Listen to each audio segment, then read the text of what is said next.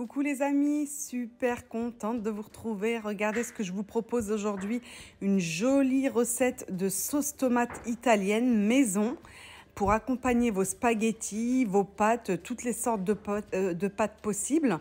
Moi, je les ai accompagnées de spaghettis et comme c'est la pleine saison des tomates, il faut en profiter les amis. Il faut faire les tomates, les sauces tomates maison.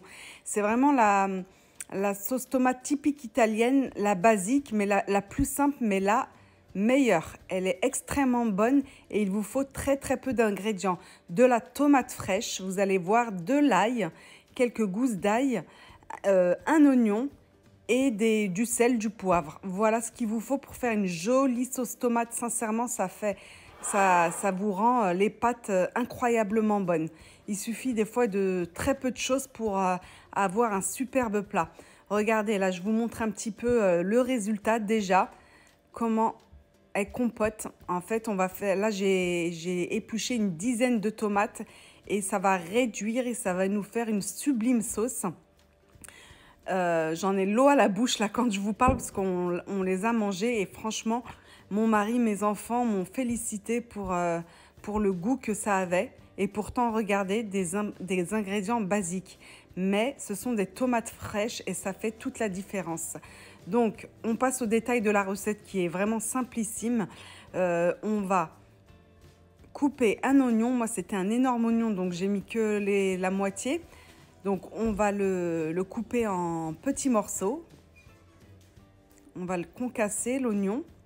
Et c'est ce qu'on va faire revenir en premier dans de l'huile d'olive. La recette italienne, c'est de l'huile d'olive et non de l'huile neutre. Une bonne rasade d'huile d'olive. Et attention, par contre, dans la recette, pour ne pas la rater, il ne faut pas faire dorer les oignons, surtout pas. Il faut seulement les faire blanchir. C'est vraiment très important, les amis. Ne faites pas dorer vos oignons, sinon ça va donner un mauvais goût à votre sauce tomate. Il nous faut juste les rendre translucides. Et ensuite, quand on va ajouter les 3 gousses d'ail, on va faire la même chose. Il ne faut pas faire rissoler l'ail. Il faut le garder translucide ou blanc. Voilà. C'est vraiment le faire retomber. L'ail et l'oignon, on le fait juste retomber, seulement retomber et pas rissoler. Je préfère vraiment insister sur ça, sinon vous allez rater votre sauce tomate. C'est la seule technicité ou subtilité de la recette, c'est qu'il ne faut pas faire rissoler vos oignons et votre ail, juste le faire tomber. Et là, j'ai épluché à peu près 8-9 oignons, c'était pour 4 personnes.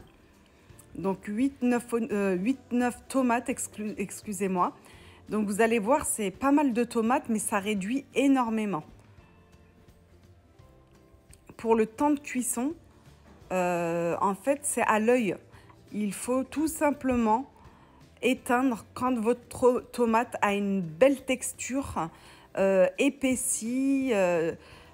Comment vous dire, vous allez le voir sur les images, hein. Donc là, on va l'assaisonner, bien sûr. Dès que vous avez coupé toutes vos tomates dans votre faitout ou votre poêle, vous allez saler, poivrer à votre convenance. Moi, j'ai mis un petit peu de piment fort, c'est facultatif, bien sûr. On mélange bien.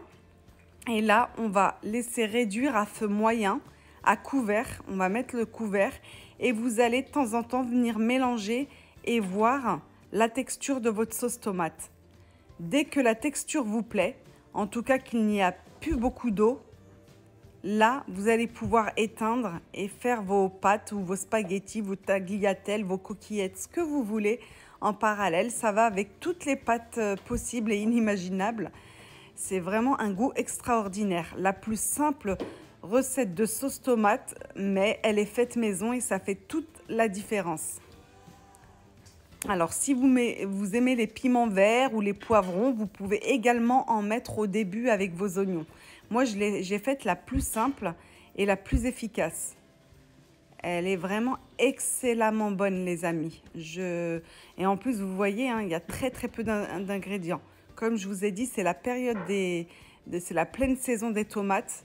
Donc, faites ça avec des tomates fraîches. L'hiver, je vous l'avoue, les tomates sont insipides. Donc, j'achète de la marque Sirio. Les tomates concassées, elles sont très bonnes. Mais l'été, je n'utilise que de la tomate fraîche. Donc, ma sauce tomate, elle a réduit. Elle est jolie. La texture est épaisse, vous voyez, ça a compoté. En parallèle, j'ai fait des spaghettis, moi, cette fois-ci. Je change de temps en temps, je fais des tagliatelles ou autre. Là, j'ai fait des spaghettis. Et je vais vous montrer ma sauce tomate, ce que ça donne sur les spaghettis. Voilà, mes spaghettis sont cuits. Je vais verser ma sauce au-dessus. Regardez la texture de la sauce, vous voyez, elle a épaissi et il n'y a pratiquement plus d'eau. Il en faut un petit peu pour pouvoir napper vos spaghettis, mais pas beaucoup. Il faut vraiment avoir cet aspect. Regardez. Je vous jure, les amis, le goût, il est magnifique. À l'unanimité à la maison, ils ont tous aimé. Mais malheureusement, en hiver, je ne peux pas faire avec les tomates fraîches parce qu'elles ne sont pas bonnes du tout. Donc là, on en profite à fond. Je fais même d'autres recettes avec les sauces tomates quand c'est la pleine saison des tomates. Voilà, nous, on va parsemer un petit peu de parmesan au bon vouloir de chacun. Il y en a qui aiment, il y en a qui n'aiment pas. Et puis voilà, c'est simple et efficace. Et ça plaît à tout le monde. Voilà, je filme de près pour vous montrer un petit peu la texture de ma tomate. Vous avez vu, j'avais mis pratiquement une dizaine de tomates, 7-8. Et regardez ce qui reste, ça a énormément réduit. Moi, ça m'a pris à peu près une demi-heure. Ouais, à feu moyen, 30 minutes à feu moyen pour avoir ce résultat-là. Voilà les amis, je vous souhaite de la reproduire. Vous allez vous régaler, profiter. Il y a plein de tomates en ce moment. Je vous laisse liker la vidéo comme d'habitude. Merci pour votre soutien et à très vite.